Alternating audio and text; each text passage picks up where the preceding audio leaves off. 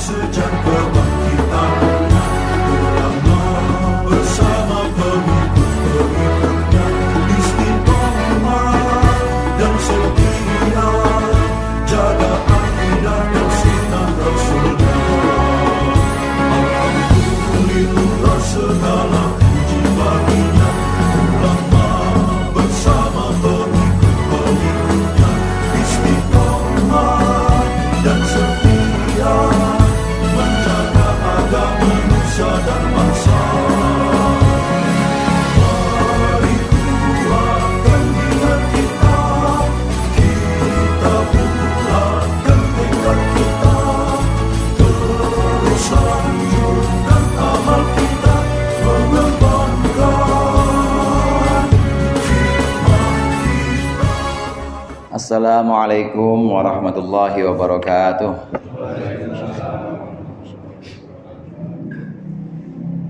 Alif hadzal kitab syai'an Al-Fatihah. A'udzubillahi minasyaitonir rajim. Bismillahirrahmanirrahim. Alhamdulillahi rabbil alamin arrahmanir rahim maliki yaumiddin. Iyyaka na'budu wa iyyaka nasta'in ihdinas siratal mustaqim. Siratal ladzina an'amta 'alaihim ghairil maghdubi 'alaihim waladdallin. Amin. Bismillahirrahmanirrahim. Alhamdulil muallimit tullabi wa musahhilil khairi liman yata'allamu.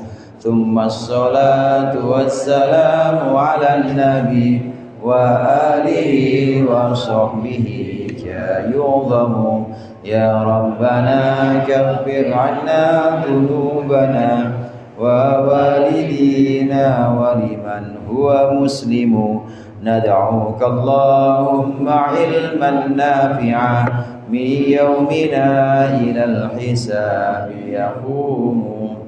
Amin amin amin wa ya fattahu. Amin amin amin wa ya alimu. Alhamdulillah, alhamdulillahil awwalil akhir al-batinil zahir. Wassalatu wassalamu ala sayyidina Muhammadit tahiril fakhir wa ala alihi wa ashabihi dawil ula wal mafakhir. Amma ba'd, fa inna ahsanal hadithi kitabullah wa khairul hadi hadi Muhammadin sallallahu alaihi wasallam wa syarrul umuri muhdatsatuha wa kullu muhdatsatin bid'ah wa kullu bid'atin dhalalah. Segenap jamaah Masjid Al-Ikhlas, para hujjaj, bapak haji, para sesepuh, Ustadz, hadirin sekalian yang dirahmati oleh Allah.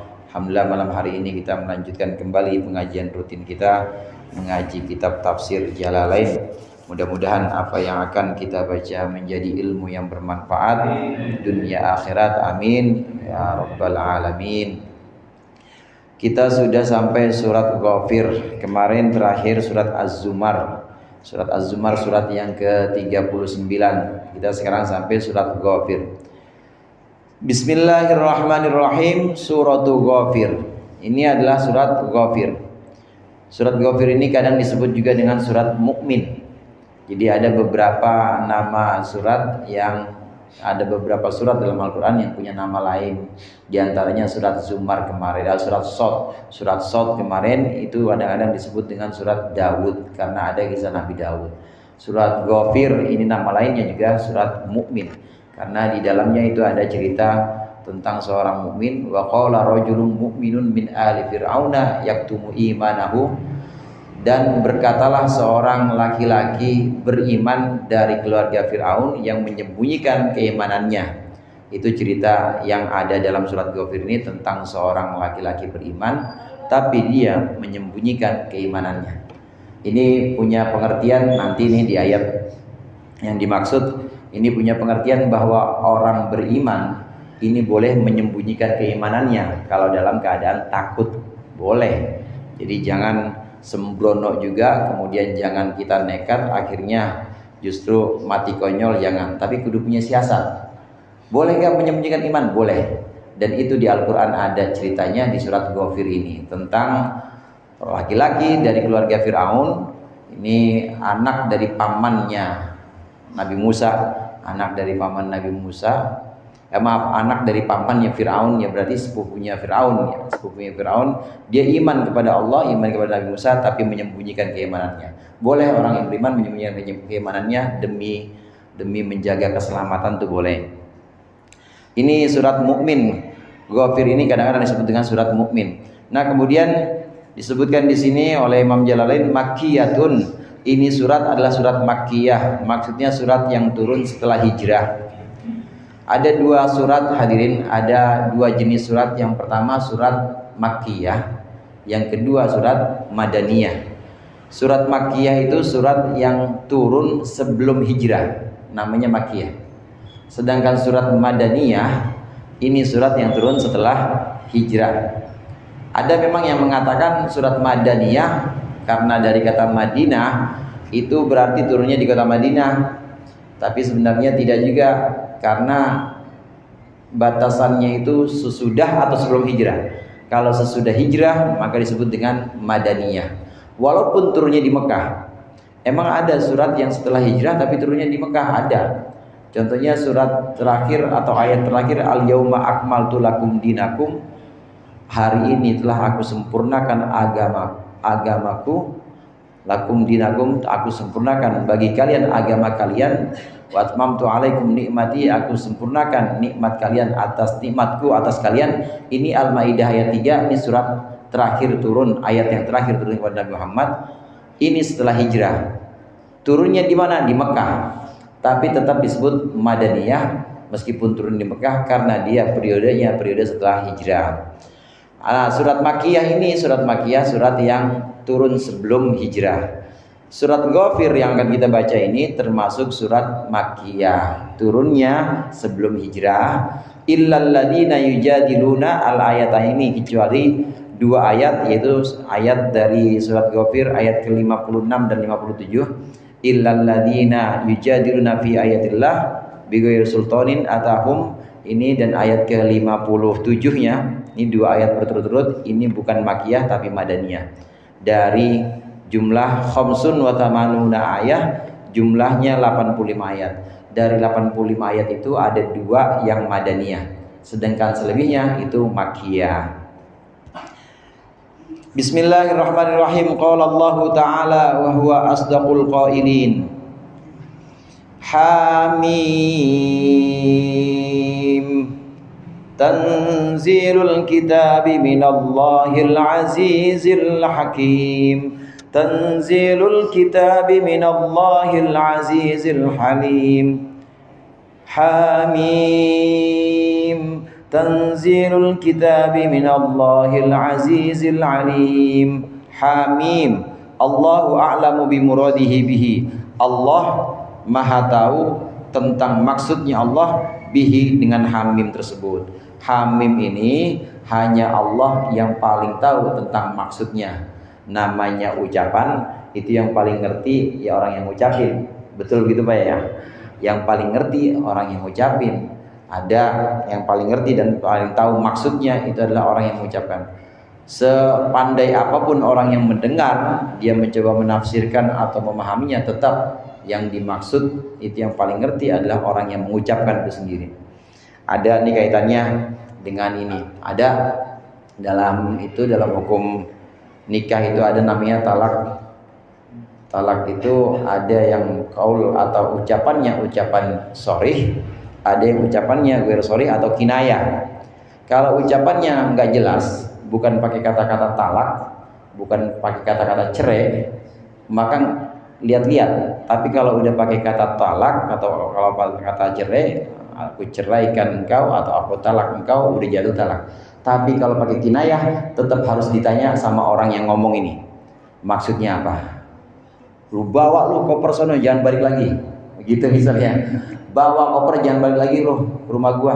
Lah bang, ini rumah saya bang. Dia numpang suaminya. Di rumah saya bang. Abang yang pergi. Ya udah. Ya kita pisah. Nah kata-kata ini nih, kata-kata pergi, kata-kata pisah, karena bukan jelas-jelas pakai kata-kata cerai, bukan jelas-jelas pakai kata-kata talak, maka maksudnya harus ditanya dulu sama orang yang ngomong ini. Hakim harus tanya, maksudnya apa bang mengucapkan itu? Enggak kok, saya maksudnya suruh pulang aja dia ketemu orang tuanya. Karena yang paling ngerti maksud adalah orang yang mengucapkan. Ini ya, makna atau kandungan dari satu kata itu tentu yang paling mengerti adalah orang yang mengucapkan. Demikian juga hamim. Hamim ini Imam Jalalain dan juga para mufassir lain, metode cara paling selamat dan paling aman adalah dengan mengucapkan Allahu a'lamu bimuradihi bihi.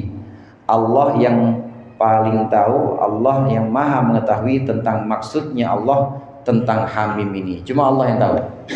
Walaupun banyak hadis, banyak riwayat Rasulullah ini menyatakan, menerangkan tentang artinya hamim. Di antaranya itu Rasulullah menyebutkan hawamim, al-hawamim di bajul Quran. Hamim itu adalah sutranya Quran. Jadi siapa yang mau dia membaca surat-surat yang depannya hamim, maka insya Allah dia akan mendapat kemuliaan sebagaimana orang yang memakai pakaian-pakaian sutra. Ini hawamim, disebut dengan hawamim. Ada lagi riwayat Rasulullah menyebutkan al-hawamim, surat-surat yang diawali dengan hamim ini adalah kebun-kebun atau tanah-tanah yang subur. Faman ahabba ayyarta'a fi raudhatin mukhbisatin, barang siapa yang ingin dia bermain-main, yang ingin dia beristirahat di kebun-kebun yang subur ini, di taman-taman yang subur ini, maka hendaklah dia membaca hawamim atau surat-surat yang ada depannya hamim. Banyak, ada beberapa riwayat yang menyebutkan tentang hamim ini. Di antaranya tadi, dan ada Rasulullah juga menyebutkan an-naru sab'atun wal hawamim sab'atun. Neraka itu ada 7. Ada 7 Pak neraka Pak. Pintunya ada 7. Yang pertama namanya neraka Jahannam. Yang kedua neraka Ladha. Yang ketiga namanya neraka Hutomah. Neraka Saqor, neraka Sa'ir, neraka Hawiyah, neraka Jahim. 7 tuh. Nah, hamim jumlahnya juga 7. Surat-surat yang depannya hamim, diantaranya surat Ghafir ini ada 7. Surat yang depannya hamim ini ada 7. Nanti ini masing-masing dari hamim ini menjaga pintu neraka dan mengatakan tidak akan masuk neraka. La yadkhulu man yaqra'uni wa yu'minu bi. May yu'minu bi wa yaqra'uni. Kata Rasulullah. Ini hamim yang 7 ini menjaga pintu neraka yang 7 tadi.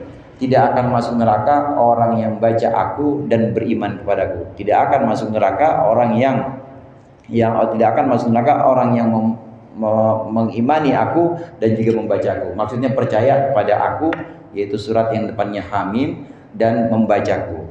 Jadi kita yang malam ini baca insya Allah nggak masuk neraka nih. Amin. Ini insya Allah dijaga. Ada 7 itu. Ada 7 neraka, maka hamim ini 7. Beberapa amalan-amalan atau doa-doa itu seperti hizib Pak Mustafa tahu tuh, ada hizib Bahar, ada hizib Nasr. Itu hamimnya 7. Hamim. Pasti 7. Karena memang jumlah hamim di Al-Quran 7. 7 ini yang nanti kata Rasulullah menjaga 7 pintu neraka. Kalau ada orang yang pengen masuk situ, dilemparin sama malaikat pengen masuk, tapi ternyata dia kenal, ini orang yang pernah baca aku, maka akan diselamatkan oleh hamim itu. Amin. Ini 7 hamim ada 7, neraka ada 7, dan hamim inilah yang nanti akan menjaga dan akan menyelamatkan orang yang baca. Banyak riwayat ini, banyak riwayat yang menjelaskan tentang surat-surat yang diawali dengan hamim, hawamim jamaknya. Ada lagi satu riwayat Rasulullah menyebutkan ada orang Arab datang, seorang Arab datang kepada Rasulullah, kemudian nanya kepada Rasulullah, ya Rasulullah, ma huwa hamim la na'rifu fi lisanina. Hamim itu artinya apa? Kami nggak ngerti. Itu orang Arab yang ngomong Pak. Orang Arab aja ngomong hamim, apaan artinya ya Nabi? Ya Rasulullah, hamim itu artinya apa ya? Orang kita nggak kenal hamim itu dalam bahasa Arab. Memang bukan bahasa Arab. Memang nggak ada artinya. Kecuali kalau yang hamim, haknya pendek, hamiman, hamima itu lain, itu namanya artinya hangat atau artinya panas, lain itu hamim. Kalau ini hamim, haknya 2 harokat, mimnya 6 harokat, hamim. Nah Rasulullah menyebutkan Ketika ditanya Hamim itu artinya apa ya Rasulullah, kami nggak tahu artinya. Dalam bahasa kami, dalam bahasa kita nggak ada kan Hamim itu. Rasulullah menjawab, bad'u kulli sifatin, bad'u asma'in, bad'u kulli ismin min asma'illah, atau kama qala Rasulullah sallallahu alaihi wasallam. Hamim dan juga semua awal-awal surat yang disebut dengan fawatihus suwar ini adalah inisial atau huruf depan dari semua asma-asma Allah yang ada. Jadi Hamim misalnya hurufnya apa tuh Pak? Ha sama apa? Ha sama mim. Berarti itu adalah dari asma Allah, inisial dari asma Allah. Allah Halim, Allah yang maha memaafkan.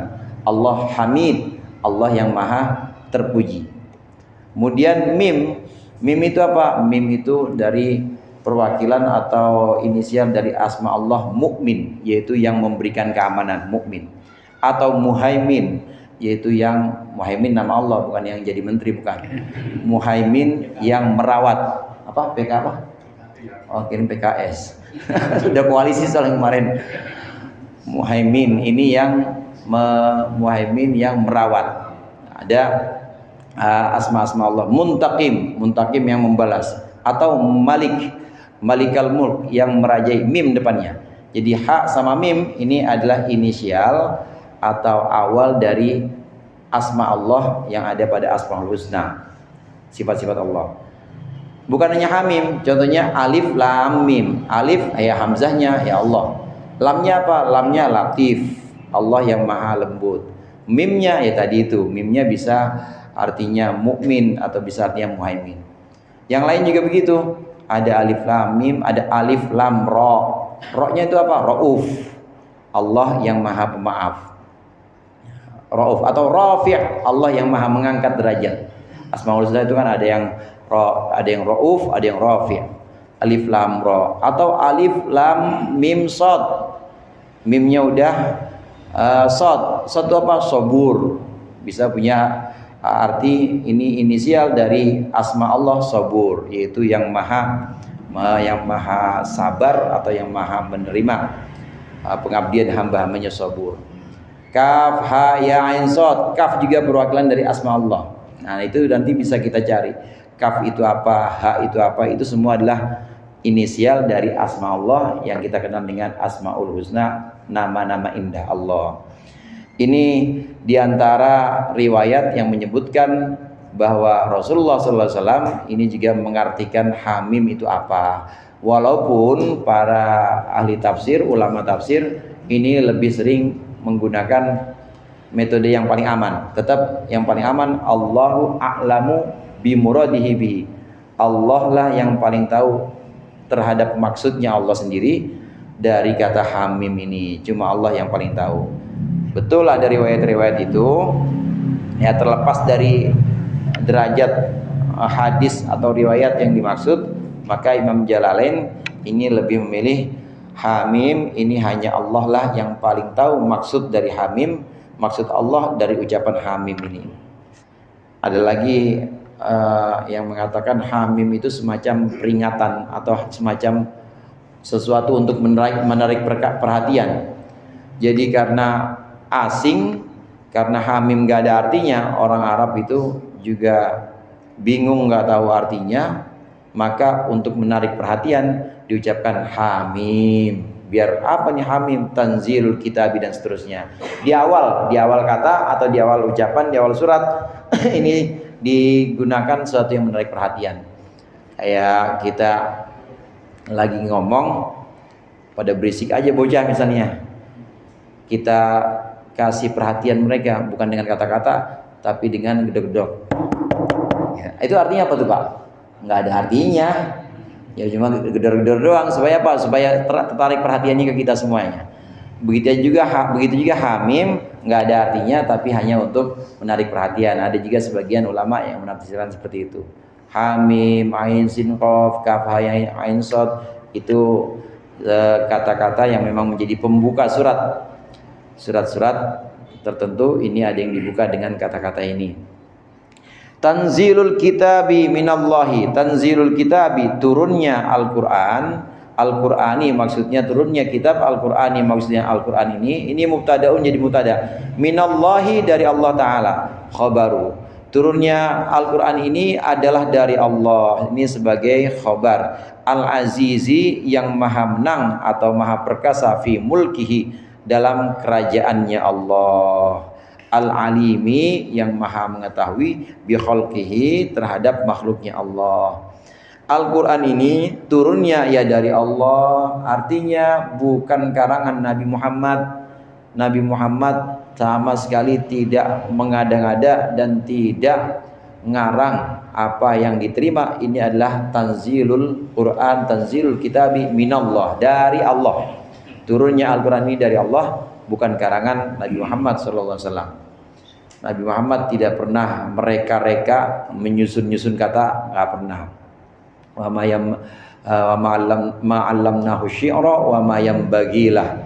Kami tidak pernah mengajarkan syair, puisi-puisi atau susunan-susunan kata yang indah. Kami nggak pernah mengajarkan Muhammad, dan nggak patut Muhammad itu bersyair, nggak patut. Dan Al-Quran ini yang kaya akan keindahan bahasa ini juga bukan karangan Nabi Muhammad. Ditegaskan tanzilul kitab minallah. Ini turunnya Al-Quran, turunnya kitab ini adalah dari Allah. Hadirin jamaah rahimakumullah, kata-kata Alkitab dalam Al-Quran ini punya beberapa makna. Oleh karenanya kita perlu belajar tafsir. Kadang-kadang kalau di tafsir bahasa Indonesia itu ada dalam kurung tanzil kitab, turunnya kitab, dalam kurung Al-Quran. Maksudnya Alkitab yang di sini maksudnya adalah Al-Quran. Karena ada Alkitab yang dimaksud bukan Al-Quran. Yang dimaksud Alkitab adalah Taurat dan Injil. Untuk ungkapan ahlul kitab ada di surat itu ahlul kitab di surat apa namanya, ya Allah, Al-Bayyinah lam yakunil ladina kafaru min ahlil kitab. Yang disebut dengan ahlul kitab ini bukan ahlul kitab maksudnya ahlul Quran, bukan. Walaupun di sini Alkitab artinya adalah Al-Quran, yang dimaksud adalah Al-Quran. Tapi ahlul kitab di Al-Quran, ahlul kitab yang disebutkan dalam ayat-ayat lain itu bukan Al-Quran. Maksudnya ahlut Taurat wal Injil. Yang dimaksud dengan ahlul kitab di ayat-ayat lain itu adalah pemilik atau yang menerima Taurat dan menerima Injil, yaitu orang-orang Bani Israel. Orang-orang Bani Israel, kaumnya Nabi Musa dan kaumnya Nabi Isa yang menerima Taurat dan Injil disebut ahlul kitab. Alkitab kadang-kadang disebut dalam Al-Quran itu artinya catatan besar, yaitu Lauhil Mahfuz, disebut juga Alkitab. Nah, di sini yang dimaksud dengan tanzilul kitab, turunnya Alkitab, ini maksudnya adalah Al-Quran. Turun dari siapa? Turun dari Allah. Allah Al-Azizi yang maha perkasa, yang maha menang. Maksudnya Allah itu yang menang atas segala apapun dalam segala kerajaannya. Maksudnya kerajaan langit maupun kerajaan bumi. Kenapa disebut sebagai mulk? Kenapa disebut sebagai kerajaan? Karena memang kalau kita lihat hadirin, ya di bumi ini semuanya tertata dan ada keteraturan, ya gunung, kemudian lautan, ada berbagai macam spesies makhluk hidup, itu semuanya juga ada keteraturan, ada ekosistemnya di situ, ada rantai makanan, ya ikan dimakan sama yang lebih besar dipancing atau diserok sama nelayan dijual, ada yang buat makan, dan terus rantai makan itu teratur. Nah, keteraturan ini kenapa disebut kerajaan atau al-mulk? Karena di situ ada keteraturan, dan yang menguasai menjaga keteraturan itu adalah Allah. Begitu juga kerajaan langit.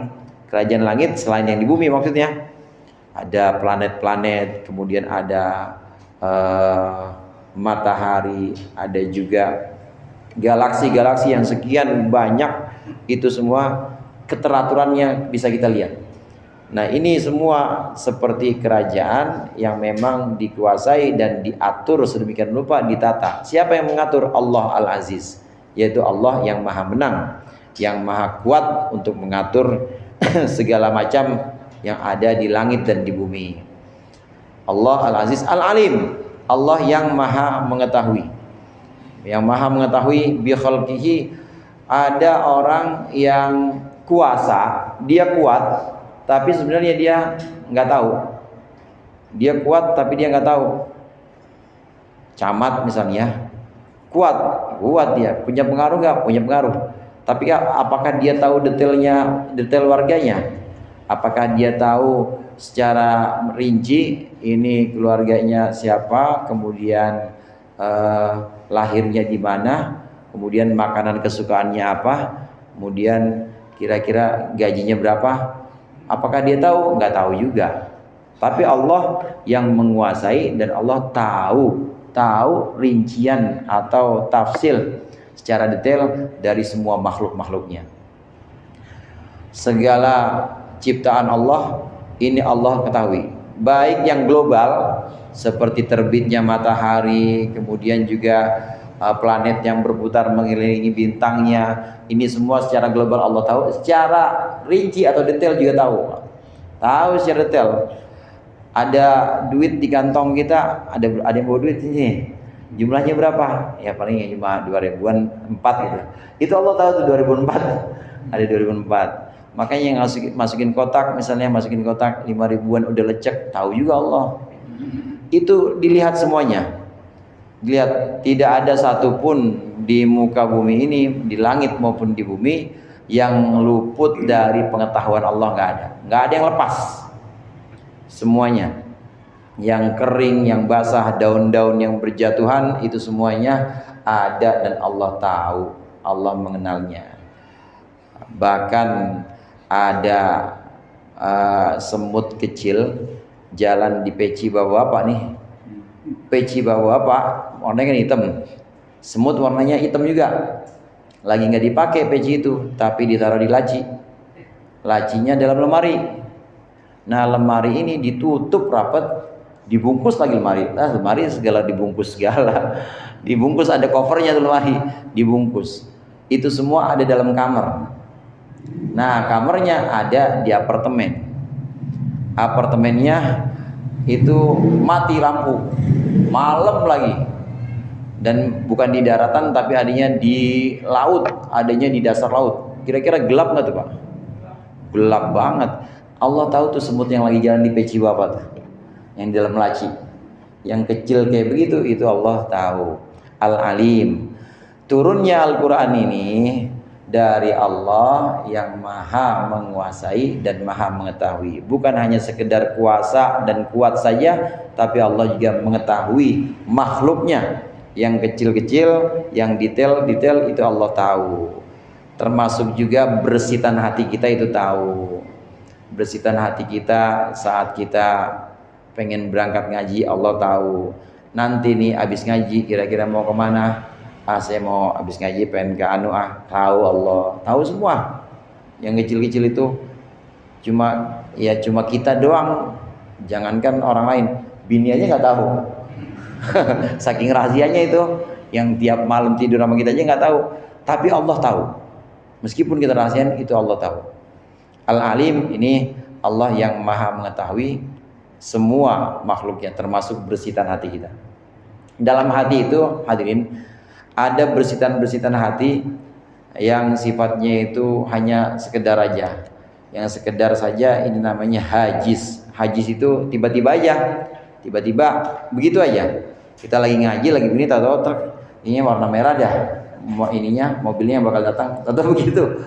Itu begitu aja, tahu hajis, udah hilang gitu aja, namanya hajis. Kemudian ada yang namanya di atas hajis itu ada yang namanya khatir. Khatir itu sudah mulai agak kuat, walaupun bersitan-bersitan hati ini sudah mulai agak kuat, walaupun dia itu tidak menetap, tapi lebih kuat. Kalau tadi cuma seret gitu aja hilang, kalau ini lebih kuat lagi, datang iya enakan merah kali ya, ini warna mobilnya, nanti datang lagi lebih kuat. Nanti di bawah itu ada yang namanya hadithun nafsi. Hadithun nafsi itu sudah mulai, iya kalau gini mobil merah nanti gue chat, terus diomongin. Nah itu udah ada hadithun nafsi, tiba-tiba datang begitu aja dalam hati. Ini sampai haditsun nafsi tidak ada sanksi. Jadi kalau orang yang tiba-tiba lagi sholat kepikiran yang lain, nah insya Allah itu diampuni yang begitu. Karena masih pada tahap 3 ini, masih pada tahap hajiz, khatir. Khatir itu bersitan begitu aja hilang. Hajiz apalagi hanya, atau haditsun nafsi. Haditsun nafsi itu ngomong sendiri, diri kita ngomong sendiri, ini sholat isya begini, apa diterima apa enggak ya, mana, nah, ngomong sendiri begitu, itu namanya haditsun nafsi. Insya Allah yang begitu diampuni dari umat Nabi Muhammad. Tapi ada yang sudah sampai cita-cita di atasnya haditsun nafsi, sudah sampai kepada semacam niat, namanya himmah. Kalau sudah sampai himmah, maka sudah mulai ada pahala atau dosa. Himmah itu lebih kuat. Kita lagi i'tikaf di masjid, kemudian ada uang kayaknya di dompet 100.000. Ntar saya sedekahin buat Pak SP. Biarin, saya mah nggak mau borong, saya beli 5.000 aja, tapi kembalinya buat Pak SP. Itu makin kuat, udah niat. Maka di situ sudah mulai ada pahala, sudah mulai ada dosa. Ini baru niat begini aja melakukan kebaikan, ada pahalanya udah. Pahalanya niat. Nah begitu terjadi maka dapat pahala lagi. Nah kalau keburukan niat begitu belum dicatat sampai 6 jam. Malaikat atid mau udah pengen catat kan nih, catat ya. Jangan dulu kata malaikat raqib, bentar, kali aja dia taubat. Nih uang habis banget nih kayaknya, aku pengen ambil juga kotak amal nih. Nah ada orang yang begitu belum dicatat. Kalau sudah sampai tingkat yang lebih tinggi dari haditsun nafs, udah ada tekad, tapi dia belum melaksanakan, sampai 6 jam ditunggu. Ini yang saya maksud tadi hubungannya dengan Al-Halim. Allah Maha tahu tentang bersitan hati yang seperti itu. Ada hajiz, ada khatir, yang lebih tinggi lagi ada haditsun nafsi. Haditsun nafsi itu jiwa kita, batin kita ngomong sendiri. Ada niat atau himmah tadi. Ada yang lebih kuat lagi yaitu azam, udah tekad kuat banget walaupun dalam hati. Ini Allah semua tahu. Allah tanzilul kitab minallahil azizil alim. Allah bukan cuma menangan atau berkuasa, tapi Allah juga maha tahu terhadap segala macam makhluknya. Yang detail-detail, yang kecil-kecil itu Allah tahu. Kita boro-boro Pak, saya aja ngitungin rambut saya kagak rapi-rapi berapa lembar, ngitungin bulu ketek juga berapa sih kita kan, padahal lebih dikit kan bulu ketek, kita ngitungnya juga nggak tahu berapa. Tapi Allah tahu tuh pori-pori yang ada di tubuh kita, Allah tahu. Ghafiridz dzambi wa qabilit taubi syadidil iqabi dzit taul la ilaha illa huwa ilaihil masir. Allah ghafiridz dzambi, yang mengampuni dosa, lil mu'minina, untuk orang-orang mukmin, wa qabilit taubi, dan menerima pertaubatan. Maksudnya lahum, untuk orang-orang mukmin. Ini taubi ini adalah masdar dari tabayatubu, masdar dari taubat atau masdar dari kembali kepada Allah. Allah mengampuni dosa dan juga menerima, Allah mengampuni dosa dan menerima taubat. Syadidil iqabi, dan dahsyat berat siksanya, lil kafirina, untuk orang-orang kafir. Musyaddiduhu, maksudnya Allah memberatkan, Allah mendahsyatkan siksaan kepada orang-orang kafir. Dzit tauli, yang memiliki kenikmatan-kenikmatan yang banyak. Ayil in'ami al-wasi'i, maksudnya pemberian nikmat yang luas. Wa huwa mausufun lad-dawam, ini semua disifati untuk selamanya. Allah maksudnya bersifat dengan sifat ini selamanya, bikullin, dengan seluruh sifat ini, min hadhihi sifati, dari sifat-sifat yang dimaksud. Fa idhafatul mushtaqi minha lit ta'rif, idhofah isim mushtaq di sana lit ta'rifi, untuk menjadikan ma'rifat.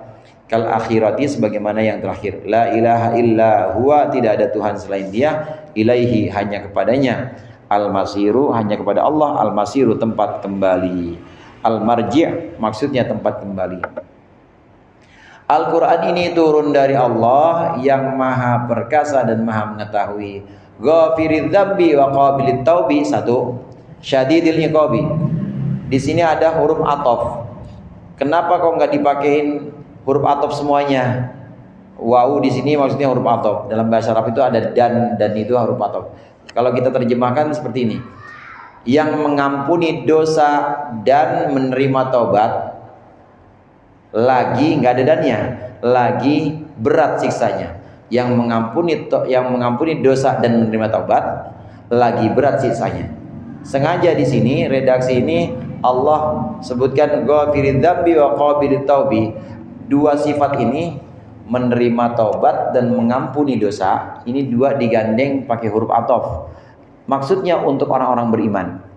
Untuk orang-orang beriman, untuk orang Islam, Allah itu mengampuni dosa-dosanya. Dosa-dosa orang Islam. Allah itu menerima taubatnya. Menerima taubat dan mengampuni dosa untuk orang-orang mukmin. Tapi untuk orang-orang kafir baru syadidil iqab. Untuk orang-orang kafir itu Allah berat siksanya. Untuk orang-orang kafir itu Allah dahsyat siksanya. Bagaimana orang-orang mukmin, bagaimana orang-orang Islam? Orang-orang yang beriman disiksa juga sama Allah, tapi siksaannya itu bukan karena ingin menyiksa, tapi ingin membersihkannya dari dosa-dosa, sehingga kalau sudah bersih itu pantas masuk neraka. Kan neraka itu kan pantas masuk surga maksudnya. Kalau udah bersih pantas masuk surga. Surga itu kan tempat bersih. Ya cucian kotor aja nggak boleh. Masih dekil, masih kumal, masuk surga nggak boleh. Apalagi orangnya masih banyak dosanya, masih banyak maksiatnya, tapi dia ada keimanan. Dia pernah syahadat asyhadu an la ilaha illallah asyhadu anna muhammadar rasulullah. Waktu jadi saksi doang di pengadilan dia syahadatnya. Yang setelah itu nggak pernah sholat, nggak pernah. Asal masih ada keimanan dan sempat terucap, itu Allah siksa, tapi siksanya buat membersihkan. Siksanya itu karena Allah sayang dan nanti akan diangkat masuk ke surga. Ini untuk orang mukmin, orang yang beriman.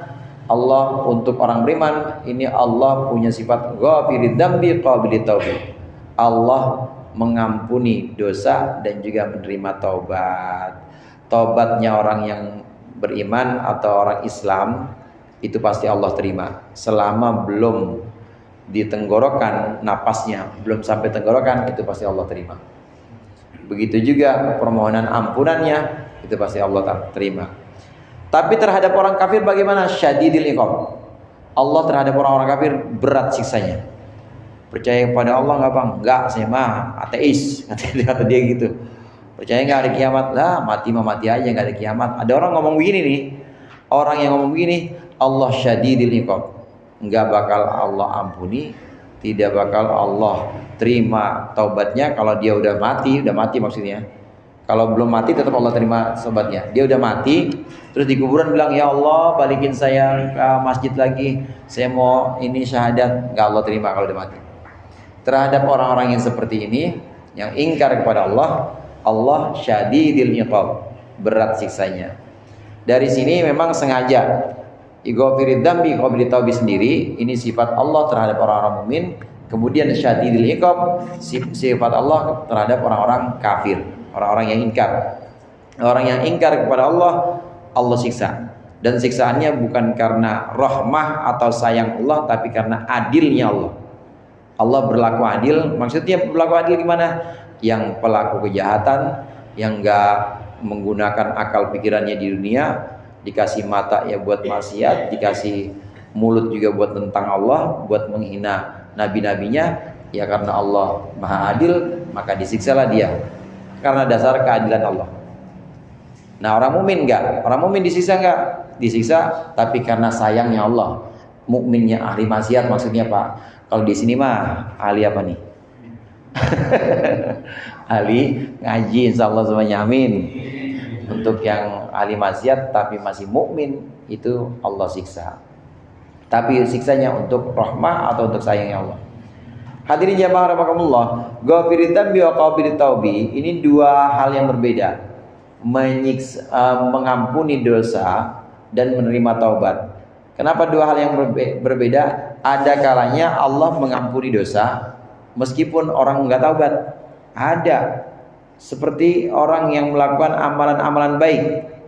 kita ngaji ini dari kita sholat tadi dari maghrib ketemu isya, dari maghrib kemudian kita isya nanti sholat lagi insya Allah, maka sholat isya antara maghrib dan isya, andai ada dosa antara maghrib dan isya, itu insya Allah kehapus sama dosa isya. Begitu juga antara isya sampai subuh, ini ada dosa, insya Allah kehapus sama dosa subuh. Dan seterusnya, kebaikan demi kebaikan itu bisa menghapus dosa. Apalagi kita ngaji demi ngaji, ketemu lagi ngaji lagi, ketemu ngaji lagi, ini juga bisa menjadi kafarah, menjadi penghapus dari dosa-dosa kita. Orang yang tidak bertobat, di sini kan ada ghafiri dzambi wa qabli taubi, Allah mengampuni dosa dan juga menerima taubat. Ini dua hal yang berbeda. Ya Allah menerima taubat, Allah mengampuni dosa. Kadangkala Allah mengampuni dosa-dosa hambanya itu tanpa hamba itu perlu bertobat. Lalu bagaimana? Ya dia melakukan amalan-amalan baik aja, atau nggak melakukan amalan-amalan baik, tapi Allah kasih musibah.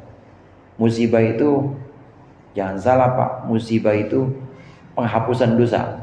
Orang yang ditimpa musibah, bencana misalnya, dosanya hilang, hapus itu.